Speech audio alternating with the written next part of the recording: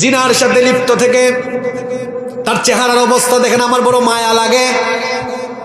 যুবকের চেহারা দেখলে আমার বড় মায়া লাগে। বুড়া মানুষের চাইতেও তার চেহারা বড় খারাপ।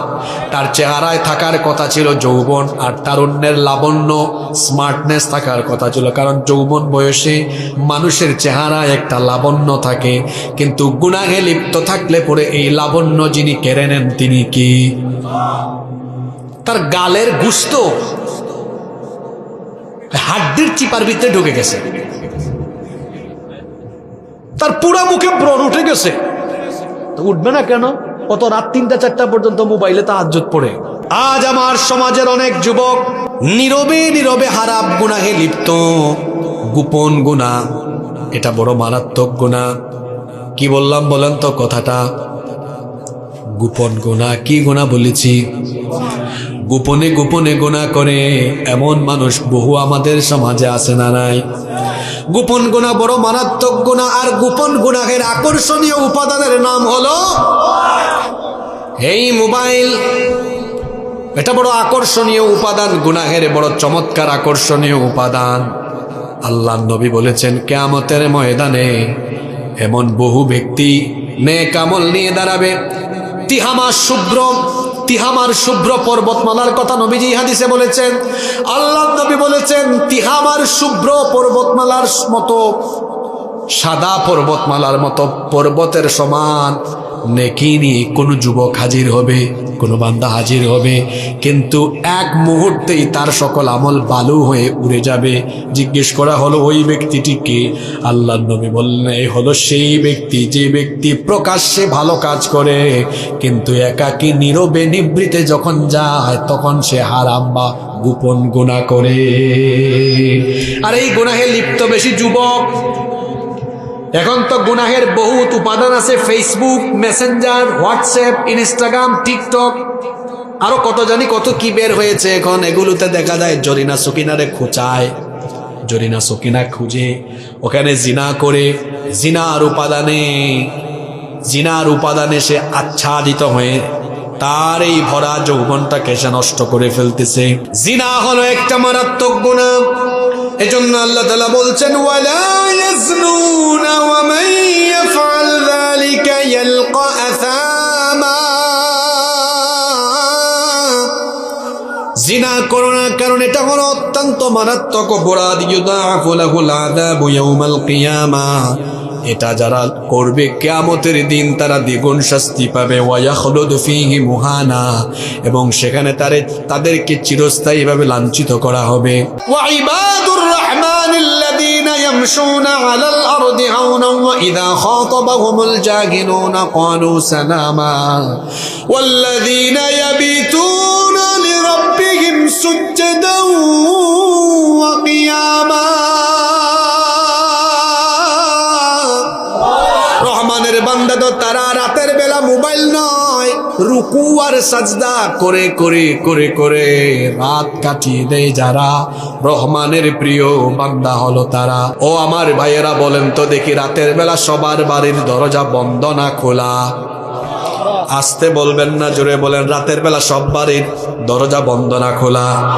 রাতের বেলা সবার দরজা বন্ধ হয়ে যায়, কিন্তু একজনের দরজা তখন খোলা। তিনি কে? সবার দরজা বন্ধ, কিন্তু আমার আল্লাহর রহমতের দরজা খুলে। তিনি বলেন মান যাল্লাযী ইস্তাগফিরুনি মান যাল্লাযী ইয়াদউনি। এমন কে আছে গভীর রাতে সে আমাকে ডাকবে? এখন কিন্তু আমার দরজাটা খোলা আছে, আমি জবাব দিব। মান যাল্লাযী ইস্তাগফিরুনি, কেমন আছে যে আমার কাছে ক্ষমা চাইবে তোমার গুনাহ আর কত। হাদিসে কুদসিতে আল্লাহ বলেছেন ইয়া ইবনা আদম লাউ বালাগাত যুনুবুকা আনানাস সামাই সুম্মা ইস্তাগফারতানি গফারতু লাক।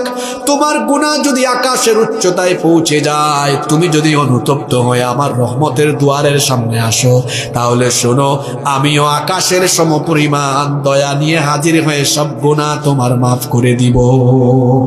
রাতের বেলা হলো গুনাহ মাফের টাইম। প্রত্যেকটা সিক্রেট, প্রত্যেকটা সফল ব্যক্তির অনেক বহু সফল ব্যক্তির সিক্রেট আমল হলো তাহাজ্জুদের নামাজ। নবীজিকে মা আয়েশা রাদিয়াল্লাহু আনহা জিজ্ঞেস করলেন, আপনি যে রাতের বেলা এতক্ষণ দাঁড়ান, হাত্তা তানফাতারা কদামা, আল্লাহ নবীর পা দুইটা ফুলে যেত, আল্লাহু আকবার।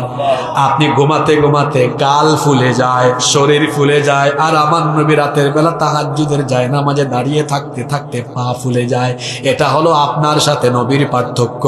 মা জিজ্ঞেস করলেন, নবী গো, আপনার তো আগের গুনাহ মাফ, পরের গুনাহ মাফ, জান্নাতে সবার চেয়ে আপনার মর্যাদা বেশি, এত কষ্ট করেন কেন, এত কষ্ট করেন কেন, এত কষ্ট করেন কেন, এত রাত জায়নামাজে দাঁড়ায় থাকেন কেন? নবীজি বললেন, আফালা উহিব্বু আন আকুনা আবদান শাকুরা। আয়েশা, আমার বিবি, আমার প্রিয়তমা স্ত্রী, শোনো, আল্লাহ যে আমারে এত নিয়ামত দিলেন, এটার শুকরিয়া আদায়ের জন্য আমি কি আল্লাহর দরবারে সাজদা দিয়ে তার কৃতজ্ঞতা জানাবো না? সুবহানাল্লাহ। এই যৌবনকাল হলো তাহাজ্জুদের একটা বেস্ট টাইম। এখন আমার শক্তি বেশি। শেষ রাতে মোবাইলে তাহাজ্জুদ পড়বেন না, জায়নামাজে তাহাজ্জুদে দাঁড়াবেন। বলছিলাম, তাদের চেহারা দেখলে আমার বড় মায়া লাগে। মোবাইলে আর খাটের চিপায় চাপায় তাদের যৌবন আজ নষ্ট হয়, হারাম রিলেশনে সে সম্পৃক্ত হয়ে যৌবনটাকে শেষ করে ফেলে। আর শোনেন, যাদের ঘুমের অভ্যাস ঠিক নাই তার খাদ্যাভ্যাসও কিন্তু ঠিক। ও ঘুমায় রাত 4টায়, ওর সকাল হয় দুপুর 12টায়, ও সকালের নাস্তা করে না, ওর পেট হলো গ্যাসের কারখানা। ও মাহফিলে এসে বায়ু দূষিত করে, ঠিক আছে কি না? কারণ ওর পেট হলো গ্যাসের। কথা এটা শুনতে খারাপ লাগে কিন্তু বলে ফেলে, যাদের ঘুম ঠিক নাই, এদের খাদ্যাভ্যাস ঠিক নাই, এদের সকালবেলা হেড অফিসের টাইমও ঠিক নাই। কথা বুঝেন নাই কোন হেড অফিস বলছি?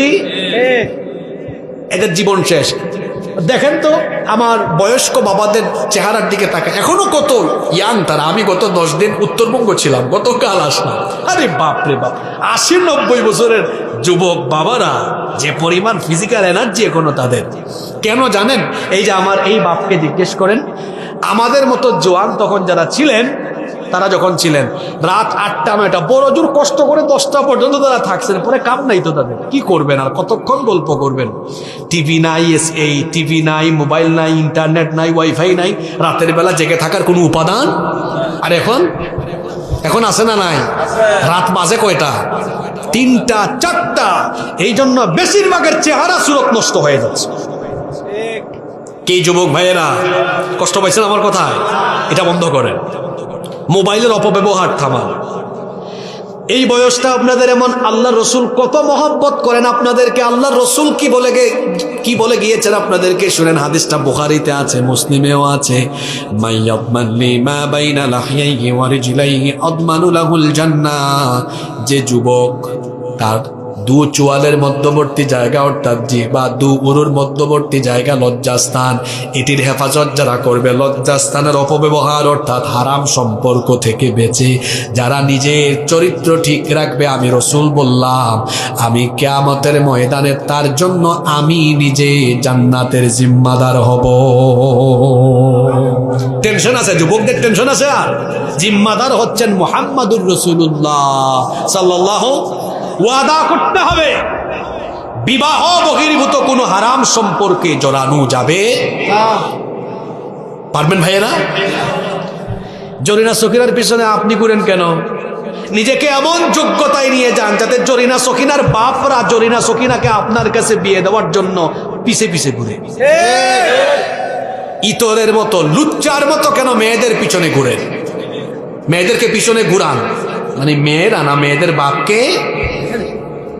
মেয়েদের পিছে পিছে লুচ্চারা ঘুরে, কোনো ভালো মানুষ ইতর।